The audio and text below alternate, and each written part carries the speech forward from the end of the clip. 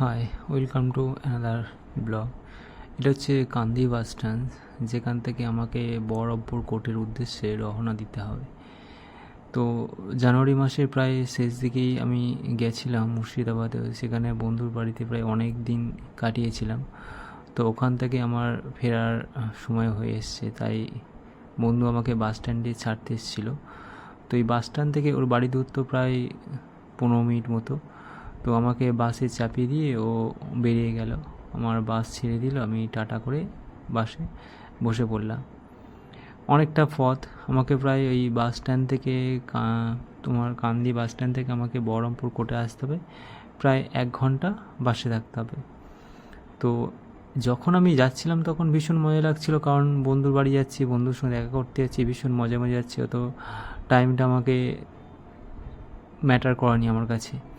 কিন্তু যখন আমি ফিরছি তখন আমি বসে বসে ভাবছি যে তো বোর হয়ে যাওয়ার তাল, অনেকটা সময় আমাকে একা একা যেতে হবে। তখন মজায় গেছিলাম, এখন একা একা আসছি, মন খারাপ হয়ে বন্ধুর সঙ্গে দেখা হয়ে গেল, তারপর ফিরছি, তো খারাপ লাগছিল। অনেকটা সময় আমাকে এই বাসের মধ্যে কাটাতে হবে।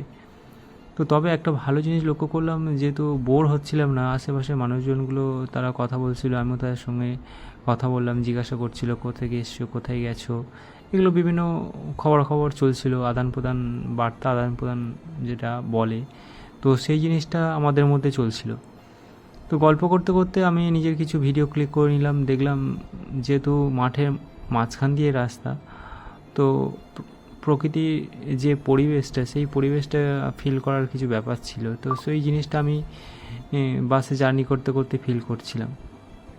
তোমরা দেখতেই পাচ্ছ, দেখো একটা মাঠের মাঝখান দিয়ে রাস্তা, চারিদিকে সবুজ গাছপালা, নির্জন জায়গা, মাঝে মাঝে তোমার অটো চলছিল, টোটো যাতায়াত করছিল এই রাস্তা দিয়ে। তো আমার ভীষণ রকম ভালো লাগছিলো। তো মন খারাপটাকে কাটিয়ে নিজেকে ঠিকভাবে গুছিয়ে নিয়ে আবার চলতে শুরু করলাম, বলে চলো ফিরতে হবে আমাকে।